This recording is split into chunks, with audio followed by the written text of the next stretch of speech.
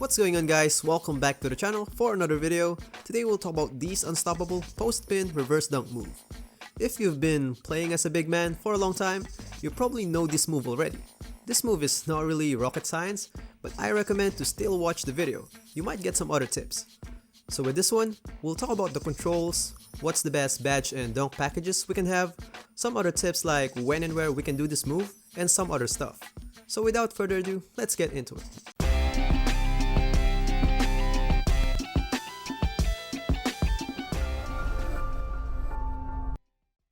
So what makes this move so special is, it's so easy to do and yet so effective if you do it right. And it's so quick. The combination of quickness and ground coverage of post spins, and the unblockable and kinda glitchy effectiveness of reverse dunks make this move so special. You can do this in a lot of modes, parks, rec, or even in rush 1v1. Here are some badges that will boost this move. Top of the list will be, of course, post spin technician. You can still do it without the badge though, but this badge gives you a significant boost on your post spins. As you can see here, I tried to cross compare without the badge and gold badge. You can see that gold was faster. Don't look at the body, look at the gauge. I know it doesn't look too big, but in a post perspective, that tiny gap there is something already. And by the way, I tried to test quick first step for this move, but it doesn't really boost it.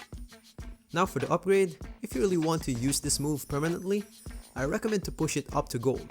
In my case, I put it as gold. I roughly average around 8 to 12 points per park game, and roughly 2 to 4 shots there are like this one. So I just put it on gold, because some other playmaking badges are not that valuable as this one anyway. So why not invest in a badge if you really want the move, right? Next badge will be, of course, Slithery Finisher. It helps you avoid contact on your gathers, because if you get contact, most of the time it will end up as a reverse layup. We don't want that. There's some other badges that might help this move, but these two are the notable ones. For dunk packages, make sure to equip at least one of these reverse dunks. I recommend to just equip them all, but as long as you have at least one, it should be fine. Now for the controls, it's pretty easy. Just press L2 to back down, then quickly release L2 and hold R2 and hold left stick to the direction you want to spin. It doesn't need to be a spinning action. So the release of L2 and holding of R2 and left stick will be at the same time.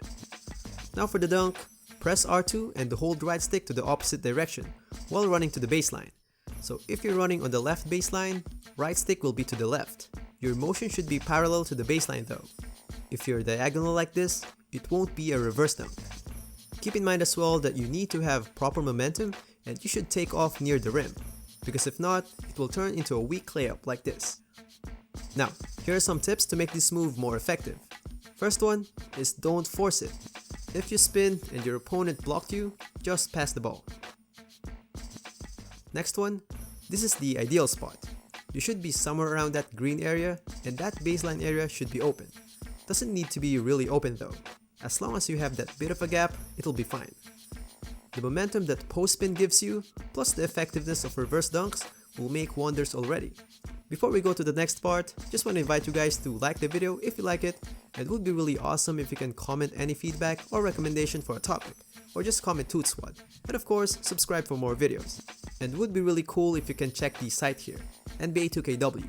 They offer the My Player Builder so you can cross-compare builds before making them, and lots of more stuff. Link will be in the description.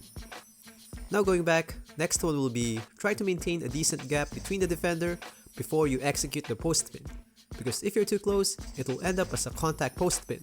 We don't want that. It doesn't give us the momentum that we want.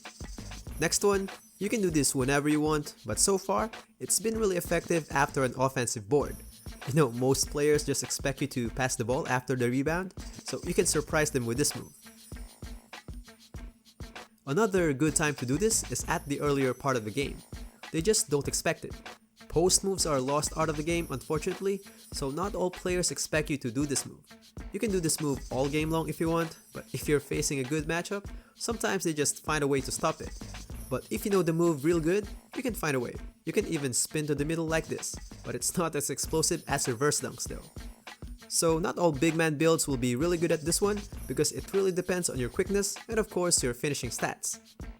But the best build that will benefit for this one will be 6'9 to 6'11 Paint Beasts, because they're just too fast and usually their matchup is slow.